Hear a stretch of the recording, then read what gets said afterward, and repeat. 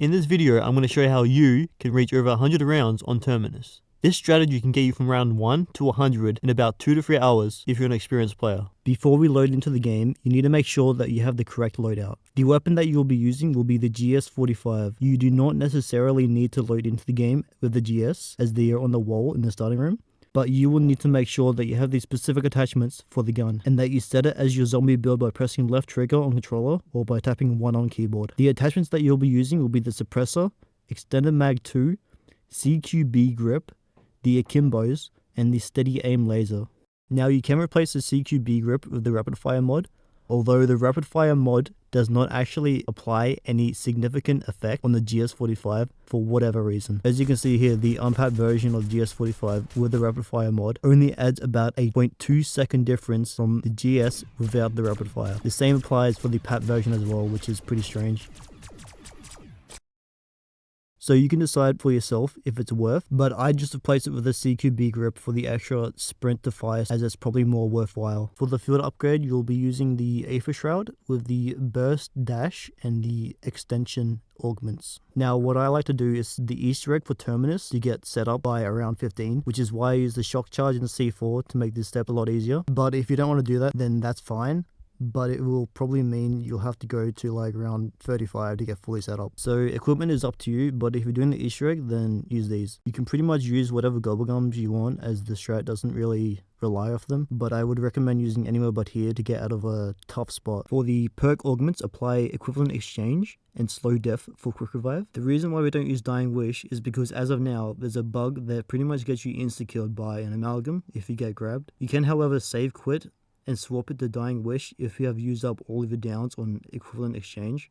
On Speedcaller, make sure you have supercharge and quick swap equipped, as well as probiotic and hardened plates on jug. For napalm burst, put on big game and contact burn. You're going to be using this to take out amalgams and manglers at the end of the rounds. The rest of the augments are up to you. A few other things that you need to be aware of is to have the RC car, the mutant injection, and preferably the Casimirs unlocked. You can check if you have these by going to the progression tab. Once you have loaded into the game, the first thing you want to do is unlock Pack-a-Punch by doing all 3 generators, as well as making sure you collect all salvage drops. Also, when unlocking doors, make sure you do not unlock this one on the left side of the map, as you'll need it closed later. When you have completed all generators and have collected 500 salvage, you are then going to equip Deadwire on one of your weapons, which you will use to unlock the room with the wonder weapon by shooting the first electric box in this window, which then transfers the rest of the boxes towards this room, which will open once all are shot. This is the room that we'll be using to go through rounds within minutes. It's super simple. All you have to do is stand at the back of the room like this and shoot at the ground with your PAP GS, which should kill all zombies that spawn in, as the only spawns they should have will be from the hole in the wall to the left and the barrier on the right. It's important to note that if you're having zombies spawn outside of the room, then you will need to save and quit your game, which will then readjust the zombie spawns to only come from these 2 spots. When a bug run happens, you can either save and quit the game to change the round type, or doing what I'm doing here, which is staring at the window and killing all bugs as soon as they spawn in. Before you progress through the rounds too much, I suggest that you do the quest for the Beam Smasher, as well as making sure that you have Napalm Burst on your GS45s and tier 3 armor. The manglers and amalgams can be a bit picky at times. Sometimes they will come in the room, but other times they won't. If they do, that's fine, just kill them. If they don't, however, they will be the remaining zombies at the end of the round, which you can just go outside and kill. Or if they are too far away, you can go to the spot by the crafting table, and most of them will respawn in this window. The rest will spawn outside. A final thing to note is to use the stun effect on the Beam Smasher to slow down and do increased damage, as well as stopping them from using their cannon blast to make taking them out a lot easier. As you progress through the rounds, this strategy alone will become less viable, as the GS45s will start to drop off at around 40 to 50. This is when you'll need to start making use of score streaks to make going through rounds as fast and as effective as possible. Starting with the fastest score streak, the mutant injection, you are essentially going to be standing in front of the hole where the zombies spawn, melee, then shoot your mangler cannon into the barrier. This is by far the fastest way to go through a singular round, as it can go through a round within seconds. Although it does have its downsides, which is that this will not generate any salvage or drops whatsoever, as the zombies do not ever come into the playable area. Using the chopper gunner, however, will generate drops at a cost at a slower round. Before you use the chopper, make sure that you stand at the side of the right door at the entrance. Standing here whilst using the chopper will guarantee that you will have the fastest spawns, as well as ensure that you will have a safe escape once the chopper is finished. For For example, standing in the middle of the doorway will be more risky, as well as you will also body block the zombies pathfinding to get stuck in front of you more often, which will ultimately end up with you getting less kills with the chopper. Final score trick that we will be using will surprisingly be the Arc XD.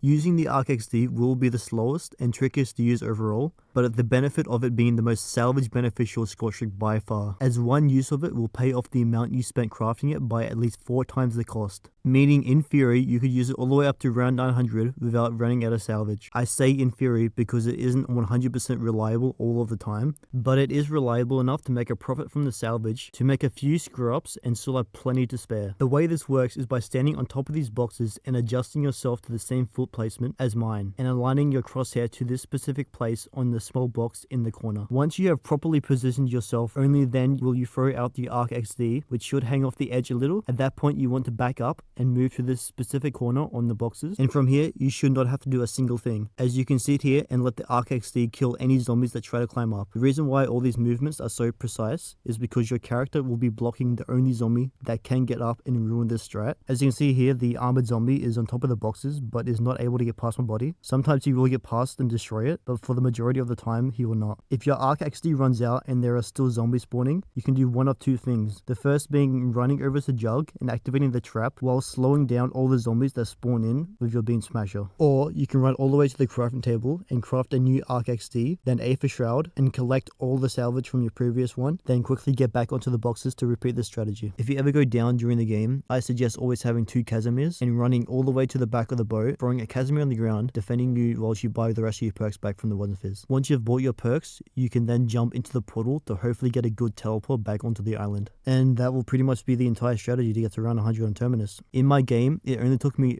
just over 2.5 hours to get to 100. You can obviously spam the mutant injection more than I did to get to a high round faster, as I was being pretty cautious with the amount of salvage I was spending. If you were to use more mutants and skip bug rounds by safe quitting, you could easily get to around 100 within 2 hours. So anyway, that will be it. I hope this helped anyone struggling for high rounds. If you would like to see more content like this, I would greatly appreciate a like and a subscribe. If you have any questions about this strategy, I will be more than happy to answer in the comments. Anyways, thanks for watching.